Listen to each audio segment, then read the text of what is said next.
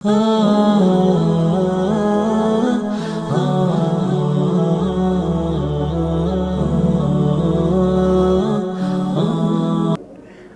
mesti syaratnya laki-laki? Apakah yang namanya laki-laki harus masuk pesantren? Enggak lah, bisa masuk sekolah, bisa masuk manapun. Usia 12 sampai 15 tahun syarat apakah? Dengan syarat ini harus masuk pesantren? Enggak juga. Sekali lagi, apa yang disyaratkan tadi itu belum tentu mengadakan hukum tersebut. Nah, inilah yang dimaksud dengan apa tadi? Ma yalzam min adamihil adam wa la yalzam min wujudihil wujud. Antum paham di sini? Paham Ustaz? Paham antum? Insyaallah. Jadi sekali lagi, kalau syarat ini tidak terpenuhi, maka hukumnya tidak bisa dilaksanakan. Tapi apa yang disyaratkan ketika dia ada, contoh tadi, syarat masuk pesantren laki-laki, anak tanya, apakah dengan laki-laki itu harus ada syarat masuk pesantren? Enggak juga. Syarat masuk kantor atau syarat kerja menjadi petugas ini, apakah perempuan saja? Enggak, bisa saja laki-laki. Jadi laki-laki ini belum tentu menjadi syarat masuk pesantren ketika dia berdiri sendiri. Nah, sedikit kita keluar membahas hal ini. Itu dalam masalah usuliyah itu ada 3 hal, ya, yang itu menjelaskan atau terkait dengan hal-hal seperti ini. Yang pertama adalah syarat tadi. Syarat, sekali lagi, tidak terpenuhinya syarat, maka amalan tersebut tidak sah. Tidak sah adanya. Contoh, syarat sahnya sholat itu apa? Menghadap kiblat. Betul Pak ya? Salah satunya menghadap kiblat. Sahkah sholat kita kalau kita tidak menghadap kiblat? Tidak sah. Kenapa? Tidak terpenuhi. Itu ma yalzam min adamil adam. Tapi apakah orang yang menghadap kiblat harus sholat? Harus nggak Pak? Belum tentu. Bisa jadi menghadap kiblat karena doa, bisa jadi ikut kajian kayak antum menghadap kiblat, bisa jadi kan? Nah, ini namanya syarat. Yang kedua namanya adalah al-mani'. Al-mani' itu adalah sesuatu yang menghalangi. Nah, apa itu al-mani'? Dijelaskan bahwa yang namanya al-mani' menghalang, sesuatu yang menghalang, ma yalzam min wujudiha adamal hukum. Sesuatu yang menghalang tersebut adalah ketika dia ada, hal yang menghalangi ini ada, maka dia akan membatalkan hukum. Membatalkan hukum. Wala yalzam min adamiha wujudul hukum. Tapi juga tidak mesti ketika adanya penghalang ini adanya hukum. Contoh, yang menghalangi seseorang berzakat, zakatul mal, itu adalah apa? Hutang. Itulah adalah hutang. Kalau ada hutang yang dia itu menghalang zakatnya ada tidak? Tidak ada. Kenapa? Dia punya hutang. Sekiranya hutang tersebut mengurangi jumlah uang yang bisa dia zakatkan untuk mencapai nisabnya. Kemudian wala yalzam min adamiha wujudal hukum. Ketika tidak ada penghalang ini, itu tidak melazimkan adanya hukum tersebut. Sama seperti syarat tadi. Tidak dilazimkan. Contohnya, haid bagi wanita itu adalah penghalang wajibnya sholat. Penghalang wajibnya sholat, mani' dia. Ketika ada haid, hukumnya berubah. Yang awalnya hukum sholat jadi wajib menjadi tidak boleh. Kenapa? Ada penghalangnya, itu haid. Akan tetapi bukan berarti haid itu menunjukkan tidak adanya sholat. Anak tanya sama antum semua, ketika perempuan itu haid, apakah sholat ditiadakan?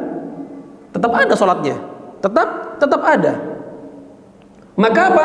Penghalang tadi itu tidak merubah kondisi yang dihalangi tersebut. Dia hanya merubah hukumnya saja. Hukum bagi orang yang terhalangi tersebut. Seorang wanita yang haid, maka awalnya sholat wajib, hukumnya wajib bagi dia, tapi dikarenakan ada penghalangnya, maka dia tidak wajib sholat, bahkan dilarang untuk sholat. Tapi bukan berarti haidnya tadi menghilangkan hukum sholat. Sholat tetap ada.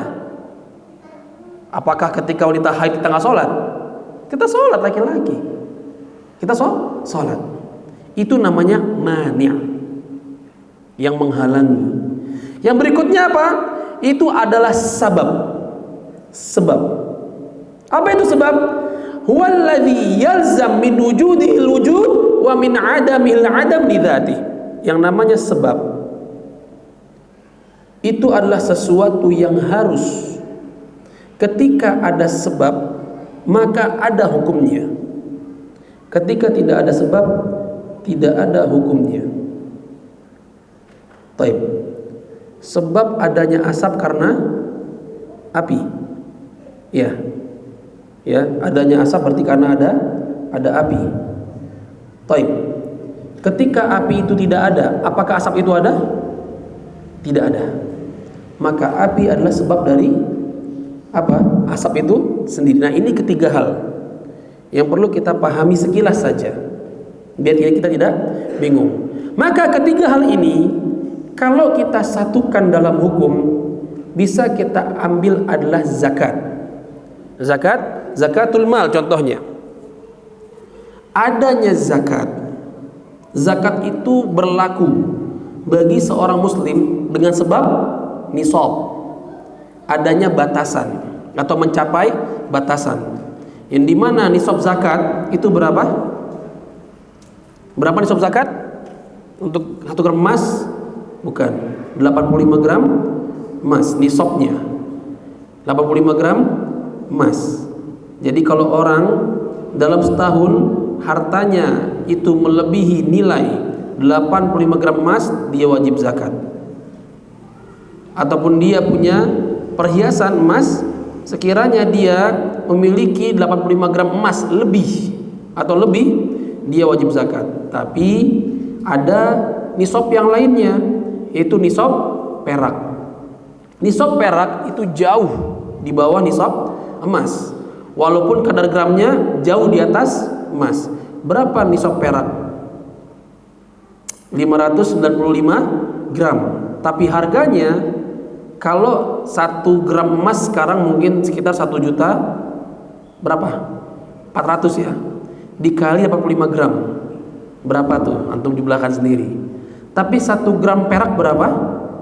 15.000. Antum kalikan dengan 595. Dapat hitungannya sekitar 8 sampai 9 juta saja.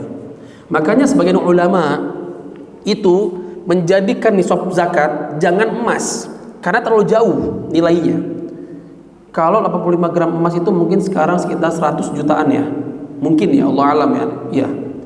Tapi kalau kita pakai nisabnya nisab perak, maka kita bisa berzakat ketika harta kita dalam setahunnya berjumlah 10 juta. Dan sebagian ulama termasuk Syekh bin Baz rahimahullahu taala menganjurkan kita menggunakan nisab zakat perak untuk mencapai atau untuk mengeluarkan zakatnya. Berapa zakat kita yang kita bayarkan? Hanya 2,5% saja. Kita berani kok bayar pajak sekian belas persen, kita berani kok. Tidak masalah buat kita.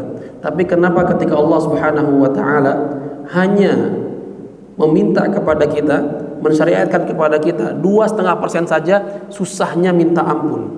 Beratnya diri kita untuk mengeluarkan zakat tersebut. Kalau seumpamanya kita mengambil nisab perak saja dengan 10 juta, contohnya kita punya uang, maka yang diambil hanya 2,5%-nya saja. Berapa? 250.000. Kira-kira ringan atau berat? Ringan. kita punya uang 10 juta, kita hanya mengeluarkan 250 ribu, kita berikan fakir miskin, kita sudah menunaikan kewajiban kita dan itu berpahala. Nah, jadi sedikit kita keluar membahas dalam pembahasan, kalau kita ingin menggunakan nisab zakat, pakailah nisab perak. Insya Allah Anda bisa meyakini sebagian besar kita itu mampu untuk mengeluarkan zakat, zakatul mal. Taib, zakat itu ada apa sebabnya? Sebabnya adalah nisab. Sudah sampai pada nisabnya. Syaratnya apa? Haul, 1 tahun. Nah, sedikit kita keluar lagi pembahasan.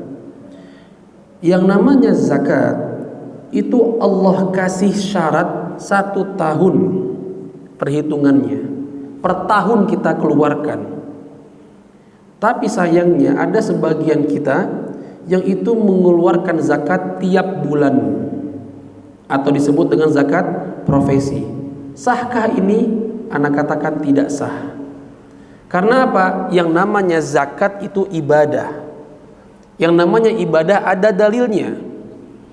Zakat ketika Allah Ta'ala memerintahkan kita membayar setiap tahunnya, maka kita bayar setahun sekali. Ada dalilnya. Tapi kalau zakat yang dibayarkan per bulan disebut dengan zakat profesi, adakah dalilnya? Ini yang harus kita pertanyakan.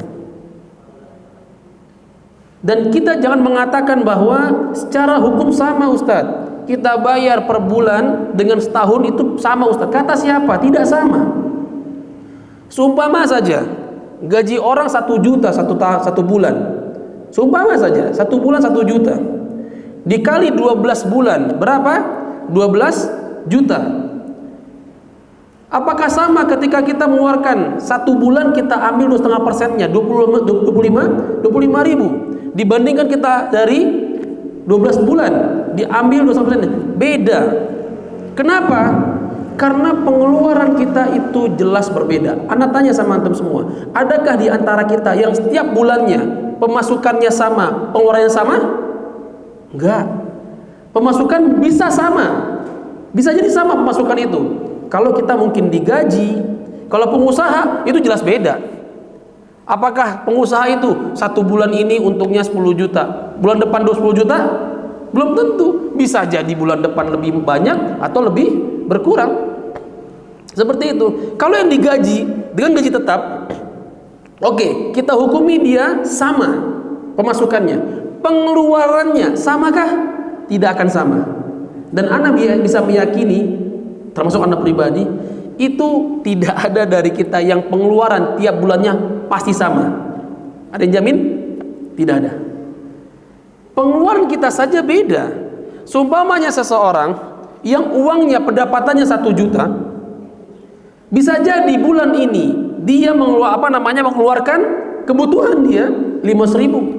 Bisa jadi bulan depan 300 ribu. Bisa lagi bulan depan lagi 1 juta. Bisa jadi tidak? Bisa jadi. Apa yang kita punya kendaraan? Harus servis lah, apalah, segala macamnya. Tidak ada. Tidak akan sama. Lihat nantinya akhir tahun. Jumlahnya pasti akan berbeda. Akan berbeda. Kita tidak bisa menyamakan zakat profesi yang dibayar bulanan dengan zakat yang harus dibayar tahunan. Beda sama sekali. Jumlahnya pun beda. Tidak bisa disamakan. Mau bagaimanapun caranya.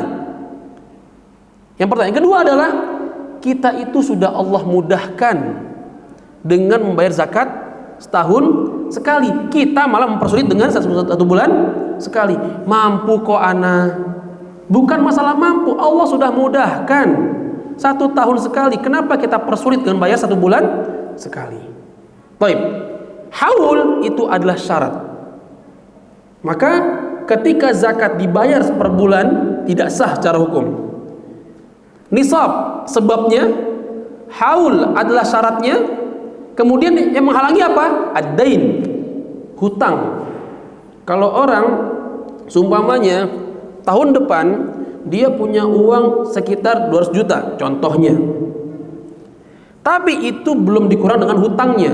Ternyata dia berhutang berapa? 120 juta. Sisalah uangnya berapa?